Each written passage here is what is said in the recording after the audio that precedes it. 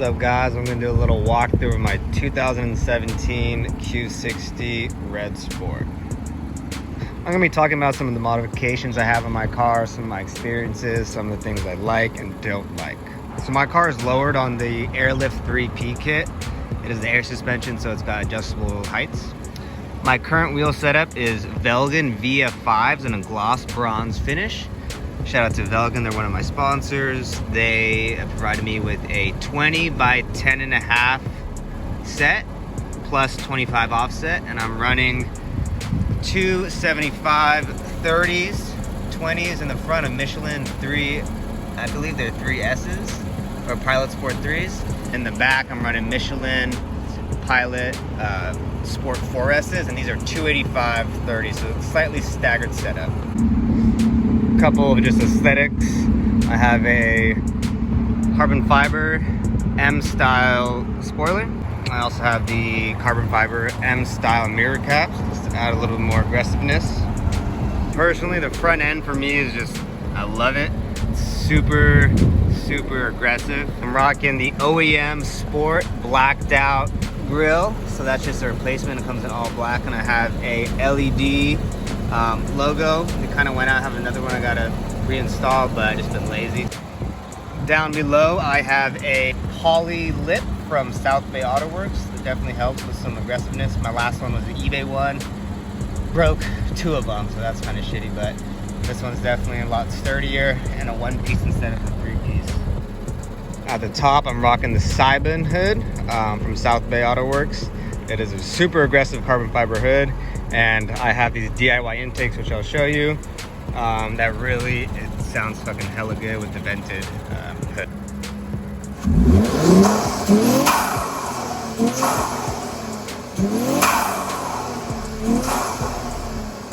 These cars are really prone to heat soak, so I've got installed a frozen boost. I believe it's the 118 heat exchanger in tandem to the OEM one, so it definitely helps keep the temps cool and keep all the runs significantly similar. We have these fill-in winglets right here. It's super easy to put on.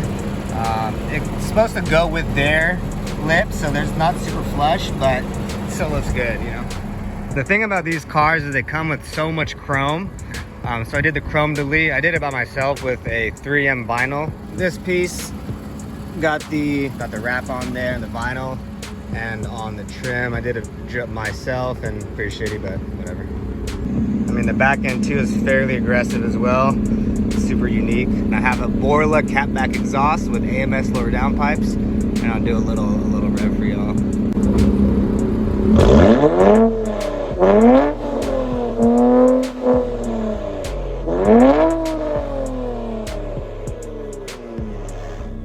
So I covered most of the exterior parts. Performance-wise, I have a Go Racebox tune on 91.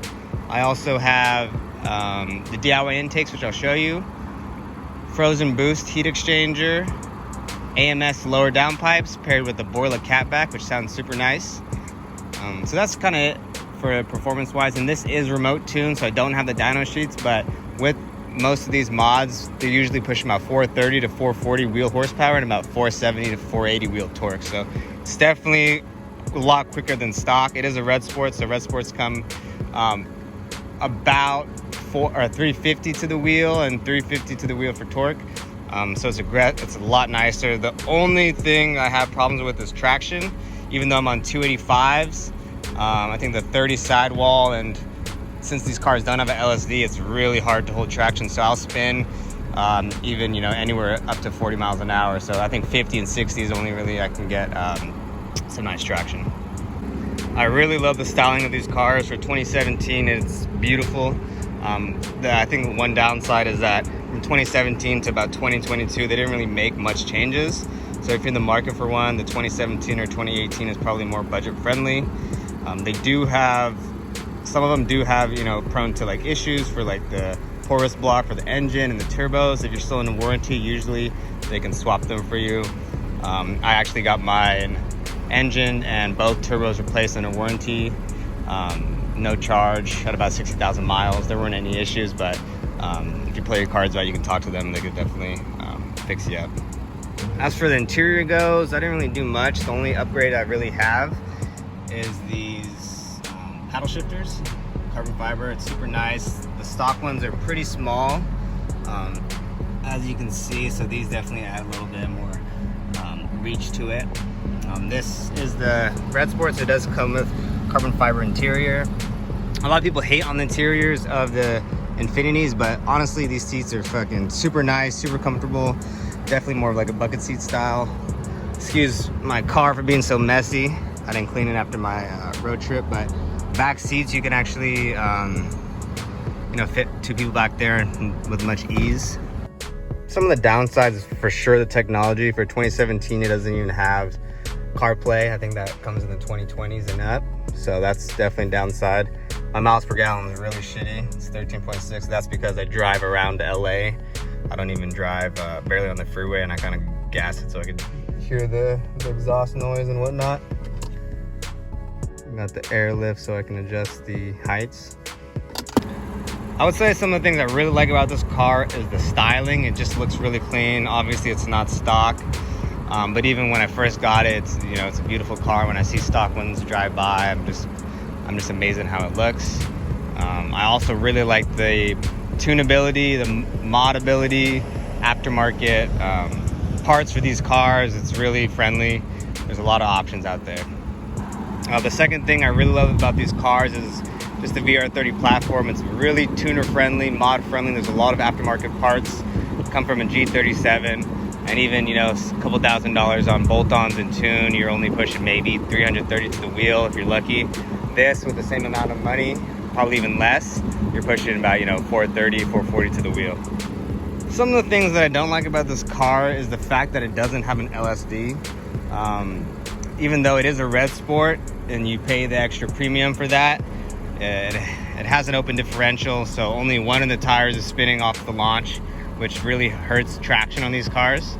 You can upgrade them, but it's about, you probably like at least like $1,000 plus labor, or it's a bitch if you want to do it yourself. So that's kind of one of the downfalls for this and the technology. But nowadays I use Google Maps on my phone, so I don't really use navigation, but Apple CarPlay is nice. You can always upgrade it. I think it's like $500 for the screen, so it's not too bad. But, you know, kind of wish it came out the gate. Man, yeah, this car is just super aggressive. A lot of people don't even know what it is. The Q60s are, I would say, fairly rare. You don't see too many of them. But they're just fucking, they're badass cars, you know. And with the proper mods and tunes, these things are definitely pushing some power. I love the airless suspension. The fact that it can go on multiple heights is super helpful. You can air out when you want to fucking park and look clean and maybe not get towed or someone try to steal your cats or your car. But I can also adjust for speed bumps, driveways. I mean, my old G37 was on coilovers and I would get stuck on certain spots. I get stuck in driveways, I got stuck in the desert. Enough fun. So before you saw the car fully aired out, this is the ride height. Check it out.